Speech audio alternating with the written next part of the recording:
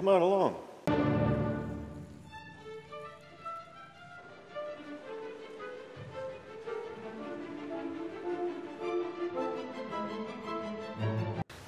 Hey guys, viewers out in Wawa land, I just wanted to do a recap of the preheater in the Webasto. I wanted to do a recap of the preheater that I put in this Bison. You all know, fuel tank. I'm doing part of this for the customer too, because he can watch it online, pull it up anytime he forgets. What a brilliant idea I had. Maybe somebody else had that idea. Anyways, just all kidding aside. No, really, we put fuel in it. Holds about 3, well, I put 3, it's got enough fuel in it holds quite a bit. And what I wanted to do and document, and this is a good way to do it, is, you all saw it. This comes out of the engine into the back of the heater. This comes out of the heater. This heater hose goes all the way back to the hydraulic tank immersion cooler, which then goes round, excuse me, comes up into the heater core here, and I discovered they actually have a valve up inside the dash to shut that off right from the operator station, and I left that alone. And then it makes the loop, comes back into the heater core and back out across the block into the back of the head on the engine. So with that being said, it was pretty clean, straightforward. I got everything tied out of the way here. Wiring, this sucker gets pretty hot, so you got to be careful of what lays on this particular spot right here. You saw the exhaust and the intake. The intake has gone through a hole right here, and that was already in the frame. Same with the exhaust. I tied that in and I welded in a, you saw that the other day. I welded one of these into the frame. That's actually an Webasto part. Now it's going to be a Webasto part. And I guess the reason I wanted to show this is right here. Put the little sticker on, turn the heater off. Doesn't mean number 2, it just means diesel fuel.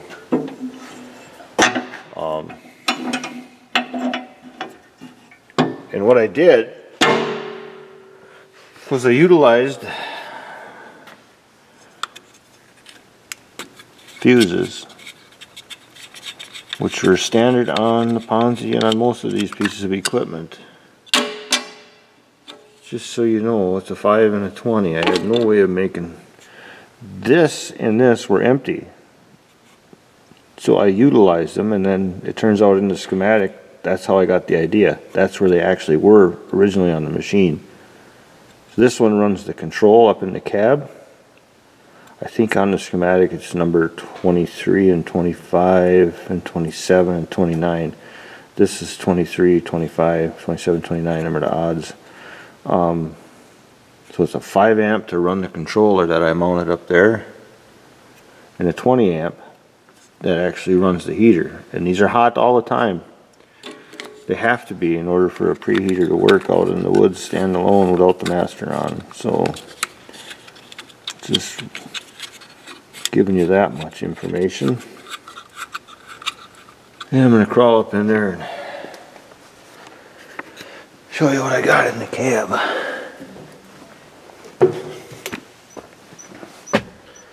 So what I did was I imagined myself sitting in here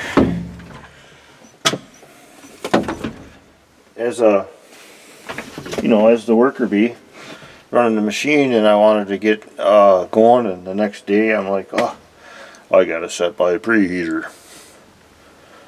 So I mounted it right here, eye level, push it. Oh, we better get it close up. I don't know if I can. the window and the light coming in. So you can just flip it, push it. Timer, I had it yesterday, I was testing it. Oh, there we go. Delete all. So if I want to set the timer, I can set the timer. This is, you turn the dial on these. There's basically 3 spots: timers, heating, settings. This goes through all your times and all that other stuff. 24 hours, Celsius, English. So basically all he's going to need to do is, if he doesn't want to set the timer, is get here in the morning. You don't even have to mess with this. You just hit this. It's just called quick start. And you'll hear it start. And that is 2 hours. That's what they're programmed to run for. No more than 2 hours. They'll never run for more than 2 hours. Not unless you got one hot wired. So that's kind of what I did. So then it's real easy to access right here. And he can go from there. Oop, there we go with the light again. So I like it. It's pretty slick. I ran the cord in a nice conduit of, what do you call that stuff? That split loom. Came up from down there where the heater core is. And yeah, I don't know. I'm waiting for it to get fired up here. It's just only the 3rd time I think I fired it, so we'll see what happens. Just kind of playing around.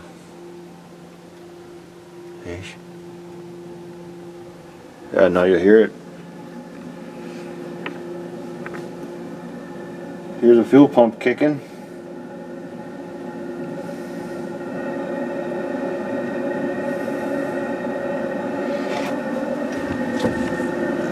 I really like how that exhaust turned out.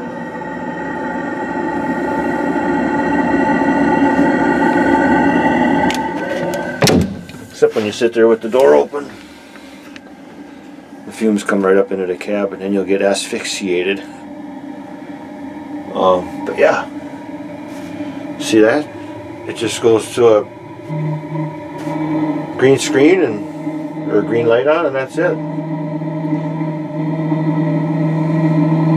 They sure didn't fix the noise on them. They all sound that way. Alright, so I just wanted to go through that where the fuses were.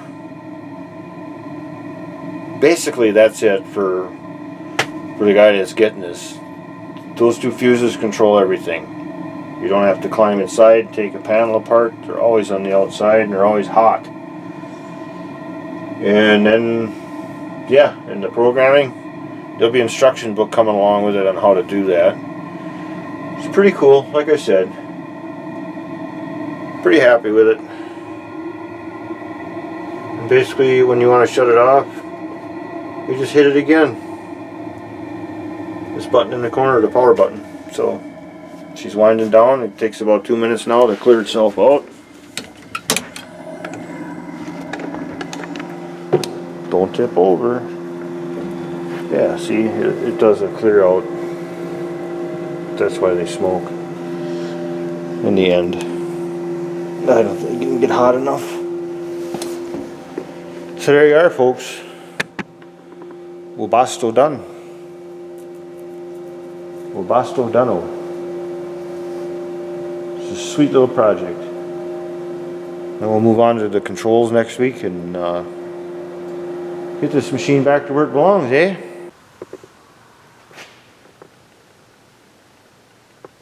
Hey you guys, if you enjoy what you see, you like the videos, hit the subscribe button, share, like, comment, all that good stuff. If you don't, then go away. But if you do, share, and let's just make this it's awesome. It's awesome. Thanks for watching. Click the subscribe button, thumbs up. See ya.